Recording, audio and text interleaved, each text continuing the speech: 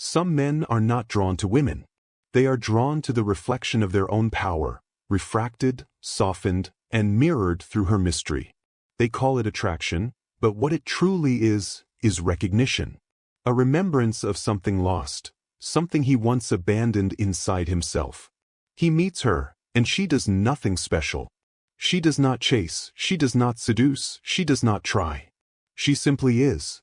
A quiet force that exists without justification, like the moon, like water, like silence that humbles sound.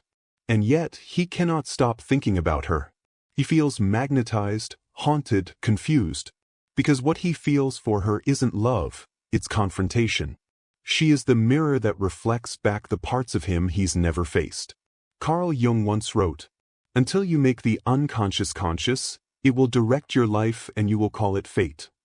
For this man, she becomes fate. But fate, in this sense, isn't divine orchestration. It is the hand of his own shadow, reaching out through her. The craving. He is drawn to what he cannot control.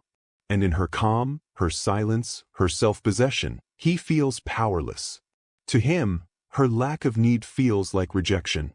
But to her, it's simply peace. She does not withhold, she merely doesn't perform. And that terrifies him. Because control, to him, is safety. And in her stillness, he feels chaos. The paradox burns him. He wants her, but to possess her, he must destroy the very thing that draws him in. Her mystery, her freedom, her unavailability to his ego. He doesn't realize this hunger is ancient. Born from boyhood wounds, from the moment he learned love meant control, that affection had to be earned, and that surrender was dangerous. So when he meets a woman who does not bend, he craves her like forbidden fruit. Not because she is unattainable, but because she awakens the forgotten truth that he himself is not whole. The feminine as mirror. In Jungian psychology, the feminine is not a woman. She is an archetype, the anima, the inner soul of a man. She embodies emotion, intuition, depth, and surrender, the aspects he's been taught to suppress. When he meets a woman who carries this energy fully, he believes she's his type. But in truth, she's his teacher. She holds a mirror to his divided self, showing him where he's still afraid to feel, to yield, to be seen. That's why he can't control her. Because she's not meant to be controlled, she's meant to awaken. She's not his possession. She's his initiation. But the modern man often mistakes initiation for rejection. He confuses her detachment with cruelty, when it's really purity. She's not cold, she's clear. And clarity is terrifying to someone who survives through illusion. Her energy. She walks like she knows something he doesn't. Because she does. She's walked through her own darkness. She's seen what it's like to be abandoned, to be misunderstood, to be chosen for her softness but punished for her strength. Now, she no longer seeks validation. She does not barter her self-worth for affection. Her love is no longer a plea, it is a presence. And when he stands before that kind of woman, something inside him trembles. Because she doesn't need him, and that, in his psyche, translates as danger. He has been conditioned to equate control with love. And so, the one who cannot be controlled must be destroyed or desired. The dangerous beauty of uncontrolled femininity. Carl Jung would say this craving, this obsessive pull, is not romantic at all. It's the ego attempting to reclaim its disowned parts through projection. He sees her as mysterious, elusive, intoxicating. But that mystery is only his own unlived emotion, painted across her silhouette. The parts of him he buried long ago, the tenderness, the depth, the chaos, now live in her image. He does not want her. He wants himself, through her. But he doesn't know that yet. He only knows that when she pulls away, he feels abandoned. When she's near, he feels alive. When she's silent, he feels lost. Because she doesn't feed his ego, she starves it. And in that starvation, he meets the edges of his own emptiness. The shadow that speaks through desire. Desire is rarely about the object. It is about the absence, the missing piece that demands to be reclaimed. And for this man, the woman who cannot be controlled becomes the voice of his shadow. She does not speak his language, yet he hears her everywhere. In the silence of her absence. in the way she looks at him without need, in the way she seems to see him, not the mask, not the persona, but the trembling self beneath. He calls it chemistry, but Jung would call it projection. For what he desires in her is not love, not even intimacy, it is completion. She has awakened the forgotten kingdom within him, the landscape of feeling, vulnerability, and surrender that he once exiled in the name of strength. She carries his disowned soul, and it haunts him. The mirror cracks.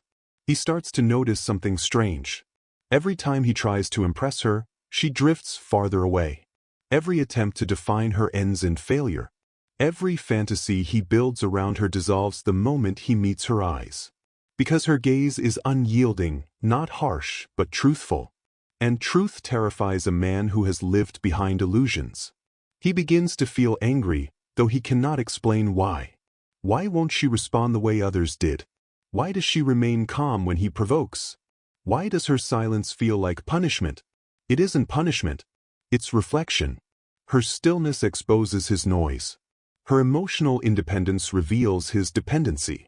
Her mystery illuminates how little he knows of his own depths. And yet he cannot look away. Because this is not infatuation, it's initiation. The woman he cannot control becomes the mirror through which he must meet his shadow self. Jung's whisper. Carl Jung warned that when a man denies his inner feminine, his anima, she doesn't disappear. She hides in the unconscious, shaping his desires, his fears, his choices. She becomes a haunting voice, speaking through attraction and obsession. The woman he now craves is not a woman at all, she's a symbol. A living embodiment of the soul he abandoned when he was taught that vulnerability was weakness. She represents the unlived life, the suppressed emotion, the tenderness he learned to silence, the chaos he was punished for expressing. And so, he loves her as if his survival depends on it. Because in a way it does. To love her is to remember himself. But to possess her is to destroy that memory. The conflict of control. His need for control is not about dominance.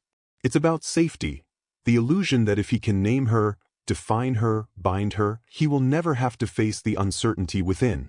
But her calm defies all logic. Her presence dissolves his control. Her essence is water, it slips through his hands the tighter he grips. And in that slipping, he begins to unravel. He becomes both captivated and terrified, trapped in a paradox he cannot escape. The more he desires her, the more he loses himself. The more he clings, the more invisible she becomes. The more he tries to master her, the more he is confronted by the truth that mastery was never the point. This woman does not exist to be conquered. She exists to awaken. The feminine as teacher. She doesn't preach. She doesn't correct. She simply reflects.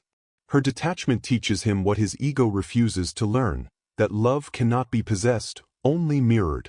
That devotion cannot be coerced, only earned through presence.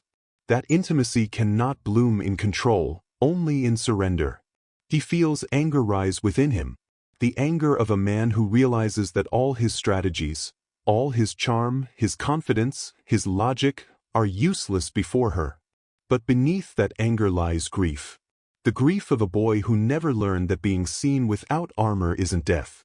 The grief of a soul that longs to be loved for what it truly is, not what it performs.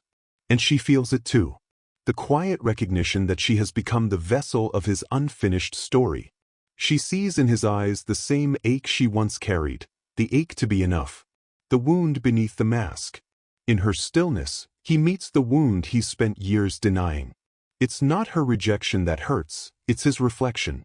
It's the unbearable sight of his own need, his own hunger for validation. He has spent a lifetime performing strength, hiding behind charm, intellect, or emotional distance.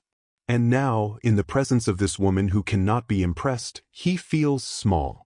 But that smallness is truth. It is the beginning of transformation. Because the ego must crack for the soul to emerge. And when she finally turns to walk away, not in cruelty, but in peace, something inside him breaks. Not in despair, but in awakening. He realizes she was never his to hold. She was his mirror. And she has done her work. The beginning of individuation. In Jungian terms, this moment marks the start of individuation, the process of integrating all that was denied, all that was projected. He now understands. What he craved was never control over her. It was connection with himself. The mystery he couldn't solve in her was the mystery he refused to enter within. Her freedom symbolized the wholeness he'd been searching for in others. He sees now that love, real love, is not about possession. It's about reflection. It's the sacred mirror through which the soul remembers itself. And she, the woman he couldn't control, was the messenger, the sacred archetype of his lost inner world. The stillness after the storm. There is a silence that follows destruction, not the silence of emptiness, but of revelation. It comes when a man has exhausted every strategy, every attempt to grasp what cannot be grasped. In that silence, the ego begins to crumble, and the soul begins to whisper. He walks through that silence now. The woman, or rather, the symbol she became, has withdrawn her energy. Her gaze no longer mirrors him, her absence no longer feeds his story. And in that absence, he finally meets himself. At first, it feels like death. The collapse of control, the fading of identity. But underneath, something stirs, something ancient and sacred. It is the realization that what he called love was, for so long, a transaction of wounds. He desired not from wholeness, but from lack. Not from devotion, but from hunger. And as he stands before the mirror of his solitude, he sees the boy within. The one who learned that power meant safety, that silence meant rejection, that love was something to earn rather than embody. Now the man and the boy meet. And for the first time, they do not fight. The feminine within. Jung once wrote that every man carries a feminine image deep within. A silent muse, a spiritual companion, an eternal guide. He called her the Anima. For most men, she remains hidden, buried beneath the armor of rationality, control, and desire. But she never dies. She waits, patient, enduring, for the moment when the outer pursuit collapses, and he must turn inward to find her. In this man's awakening, she finally emerges. Not as the woman he desired, but as the energy he denied. She is intuition whispering through his chaos. She is vulnerability disguised as weakness. She is the poetry in his logic, the tenderness beneath his pride. And as he begins to feel her presence, something within him softens. He no longer wants to conquer, he wants to understand. He no longer fears feeling, he begins to trust it. He no longer runs from the unknown, he kneels before it. Because he realizes, the feminine was never out there. She was always within. Her side of the story. And what of her? The woman who once carried his projection, his longing, his shadow. She too has transformed. In his absence, she has found her peace not in being chosen, but in choosing herself. She has stopped performing warmth for those who mistake it for permission. She has learned the quiet power of restraint, the sacred art of not overgiving. There was a time she wanted to heal him, to love him into awakening. But the deeper she walked into her own silence, the clearer she saw. Healing is not an offering, it's a reflection. Now, she radiates without needing to be understood. Her calm is no longer a reaction, it is her natural state. Her boundaries no longer feel like walls, they are rivers that protect her flow. And while he once called her mysterious, she knows now. She was never a mystery. He simply wasn't ready to see. The ego's surrender. For the man, awakening is not romantic. It is brutal, a dismantling of the persona, an undoing of illusions. He must face the truth that control was never love, that possession was never connection, that validation was a currency of fear. He feels the grief of everything false collapsing, the image of himself as strong, desired, needed. And as that grief deepens, it begins to purify. He realizes that love is not something to have, but something to become. That the woman he craved was not a prize, but a portal, an invitation to descend into the underworld of his unconscious and retrieve the parts of himself he once abandoned. This descent, this confrontation with shadow, is the true initiation of the masculine. The death before rebirth, the fall that becomes the foundation. He no longer seeks her attention. He seeks his wholeness. And in that seeking, he becomes silent too, not with arrogance, but with reverence. Because he now understands. The only thing more powerful than control is surrender. The sacred dance reversed. Once he chased her light. Now he learns to sit in his own darkness without fear. Once he tried to define her mystery. Now he learns to dwell in mystery itself. For this is the paradox of love through the Jungian lens. When the inner masculine meets his inner feminine, he no longer projects it onto others. He no longer needs to chase, fix, or dominate. He becomes whole, and from that wholeness he can finally love freely. And she, sensing his shift, no longer feels drained by his need. His presence no longer consumes, it harmonizes. They can now exist without possession, love without control, desire without fear. For love that arises from awareness is not a fire that burns. It is a light that illuminates. The rebirth. There comes a day, after silence, after loss, after grief, when he sees her again. Not in the flesh, perhaps, but in memory, in dream, in the faint echo of a voice that once broke him open. And instead of longing, he feels gratitude. Because she was never the one who completed him. She was the one who revealed him. She was the mirror through which he learned to see the sacred duality of his own soul. The masculine and feminine, the strength and softness, the control and surrender. She was never his possession. She was his awakening. And though she may never know it, her existence was his initiation into the wholeness of being. There comes a moment, quiet, almost imperceptible, when the game between them dissolves. No more pursuit. No more resistance. Only the awareness that what drew them together was not love, but recognition. Two souls mirroring one another's unfinished stories. Two energies locked in the sacred dance between control and surrender. For a long time, the man mistook her mystery for chaos. He thought her distance was rejection. But now, standing at the edge of his own awakening, he realizes. She wasn't running from him. She was protecting herself from the part of him that refused to see. And that realization burns. Not with shame, but with clarity. Because he understands, every time he tried to control her, it was his fear of losing himself that was speaking. Every demand for closeness was a cry to silence his own emptiness. But now he has met that emptiness. He has looked it in the eye and found, at its center, not loneliness, but space. Space for consciousness to emerge. Space for love to exist without chains. The woman who returned to herself. On her side of the story, the air feels lighter now. Her silence, once mistaken for coldness, has become her prayer. She has learned the sacred discipline of conserving her energy.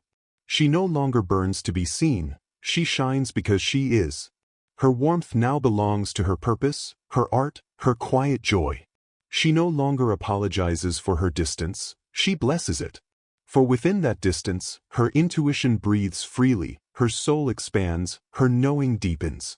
She understands something few ever do, that love is not proven through proximity, but through presence. And presence does not always mean staying. Sometimes presence is the silent recognition that two souls have already exchanged what they were meant to, and the rest is release. This is her evolution. The transformation from the woman who needed to be understood, to the woman who understands herself. The man who saw beyond desire. The man, now stripped of his illusions, begins to walk differently. He is quieter, slower, deliberate. He no longer chases intensity for its own sake, he seeks truth. He finds that control no longer gives him power, it drains it. He discovers that to hold something tightly is to kill what made it beautiful. So he practices letting go, not in defeat, but in reverence. Every thought of her becomes a mirror, each memory a doorway. He realizes that his craving for her mystery was, in truth, the soul's hunger for integration. The anima within, calling him home. He was not haunted by her, but by the unlived parts of himself she represented. The softness he suppressed, the tenderness he feared, the vulnerability he had labeled weakness. Now he no longer runs from them. He lets them speak. He lets them breathe. And in doing so, he becomes whole. Not the man who controls, but the man who contains. When love becomes a mirror, Carl Jung once said, the meeting of two personalities is like the contact of two chemical substances. If there is any reaction, both are transformed. That is what they were, a reaction, not a mistake. A divine alchemy that burned through illusion, fear, and projection until only essence remained. He no longer sees her as the woman who eluded him. He sees her as the part of himself that taught him freedom. And she no longer sees him as the one who disappointed her. She sees him as the catalyst who broke the spell of her overgiving. They are no longer bound by need, nor resentment. The thread between them remains, invisible, luminous, but it no longer pulls, it simply connects. When they pass in thought, in dream, or in the quiet hours of the night, there is only gratitude, because each recognizes in the other the sacred function they served. She became the mirror that shattered his illusion of dominance. He became the fire that tested her devotion to herself. And in their separation, both were reborn. The silent alchemy of souls. There is a peculiar grace in what remains unsaid. In what ends without closure, without confession, without reconciliation. Because some connections are not meant to be completed, they are meant to awaken. And that awakening is the true love story. He once thought love meant merging. She once thought love meant healing. Now they both understand, love means seeing. Seeing the divine through another's imperfection. Seeing oneself reflected in another's mystery. Seeing the way shadow and light conspire to create depth. It is not a fairy tale ending. It is something far more sacred, an ending that births consciousness. The woman who walked away in light. She no longer waits to be remembered, because she has remembered herself. Her love no longer drips from the edges of her longing. It radiates from her center. Her silence no longer hides pain. It reveals peace. And when she walks away, it is not from him. It is from the illusion that she ever needed to be chosen to be enough.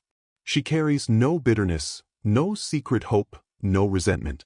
Only a knowing smile, the kind that belongs to women who have danced with shadow and returned whole.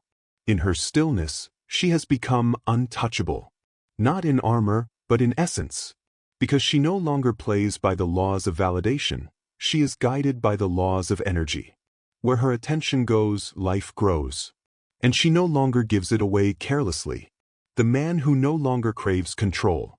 For the man, something irreversible has shifted. He has touched the edge of his own unconscious, and it has humbled him. He understands now why he once craved what he couldn't control. It wasn't the woman he wanted, it was his own lost wholeness. She was the vessel through which he learned the truth of all human desire. That what we chase externally is only a mirror of what we've rejected internally. And once he accepts that truth, his craving dissolves. Not because he is empty, but because he is full. Full of awareness. Full of stillness. Full of the sacred understanding that love is not something to possess, but something to protect, even if that means protecting it by letting go. The convergence. Somewhere, in the quiet theater of eternity, their souls meet again, not as lovers, not as enemies, but as mirrors, bowing in mutual recognition. No words are needed. 4 words belong to the realm of separation. But souls speak in silence. And in that silence, he thanks her for showing him that control is not strength, and surrender is not weakness. She thanks him for forcing her to confront the part of her that still needed to prove her worth through giving. Together, they complete a cycle older than time. The union of masculine awareness and feminine depth. Not as two halves searching for completion, but as two wholes honoring reflection. The liberation. So it ends not in reunion, but in realization. He is no longer haunted by what he cannot have. She is no longer defined by what she has given away. Both walk forward lighter, clearer, freer. The man, grounded, present, silent. The woman, radiant, calm, unbothered. And somewhere deep in the psyche, Jung smiles. Because this is what he meant all along. The craving for what we cannot control is not a curse.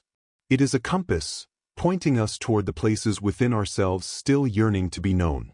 And when that knowing finally dawns, desire transforms into devotion, detachment becomes awareness, and love becomes consciousness itself. There comes a moment in every man's life when the mirror no longer flatters him. He looks into it and no longer sees the charming smile or the clever disguise, but the haunted eyes of a boy who was once told he was not enough. Carl Jung called this the moment of confrontation with the shadow, when the self can no longer live in the illusions it built for survival. It is a terrifying threshold, because the man must choose between the comfort of ignorance and the agony of truth. And most turn away. But those who don't, those who dare to look, begin to see that what they once called love was often projection. What they once called mystery in her was actually unexplored terrain within themselves. He begins to remember every woman who ever stirred his soul, not for who she was, but for what she reflected. The one who was wild and free? She mirrored the parts of him he locked behind duty and shame.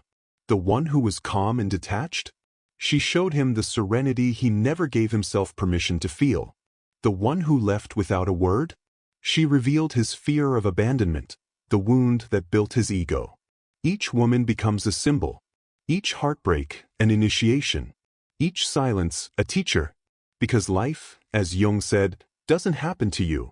It happens for the purpose of making you conscious. Meanwhile, she, the woman who once held his fascination, begins to change too. No longer does she vibrate with the restless need to be understood. No longer does she confuse his attention for affection or his longing for love. She becomes something rare, a centered feminine presence. In her, there is no chase. Only gravity. The same gravity that the moon holds over the tides. Quiet, distant, yet irresistible. She doesn't demand to be chosen anymore, because she is the choice. Not because she was validated, but because she stopped outsourcing her worth. When he looks at her now, he feels both awe and confusion. There's a calm in her eyes that feels ancient, a knowing that makes his carefully built world tremble. He senses she's no longer playing the same game. And that terrifies him.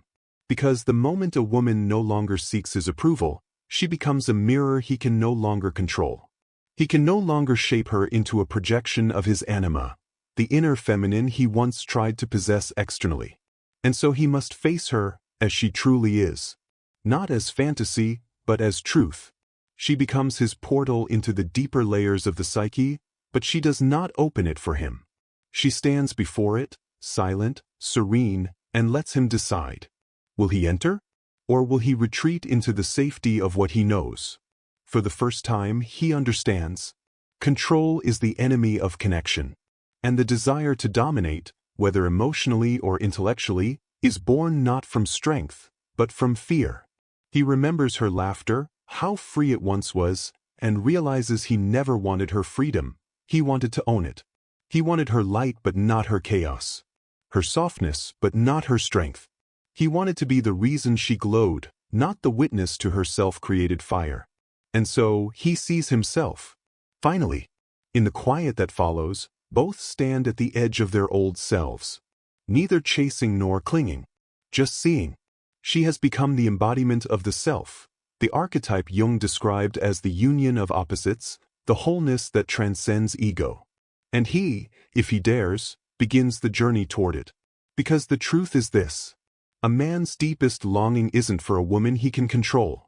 It's for a woman before whom he must surrender, not out of submission, but reverence. For she mirrors the divine feminine, the part of him he's been exiled from. To meet such a woman is to face one's own unconscious. To love her fully is to integrate it.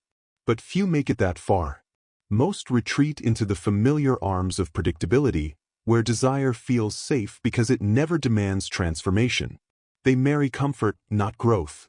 Illusion, not awakening. And yet, the ones who remember her, the woman of depth, silence, and mystery, never quite escape the echo she left behind. Because she wasn't just a woman. She was his invitation to wholeness. The one who asked nothing and revealed everything. And what of her? She continues walking, not away but inward, into a space where her solitude is not a wound, but a sanctuary, where her stillness is not absence, but wisdom. She no longer needs to be understood by the masculine, for she has learned to understand herself.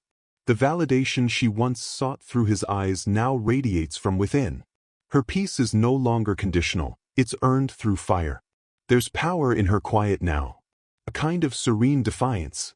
The kind that comes when a woman no longer performs her softness for approval, but lives it as truth. And so, Jung's lesson breathes through her presence. That what you crave in another is often what you've abandoned in yourself. That love is not about finding your missing half, but about becoming whole enough to meet another soul, not as a need, but as a choice. The mystery he fell for was never hers. It was his own shadow, whispering, "Come home." In the end, she does not need to be remembered. Her purpose was not to stay, but to awaken. She was the mirror, the lesson, the silence after the storm. And somewhere, perhaps years later, he finally understands. You cannot possess what you do not understand. You cannot love what you have not faced within yourself.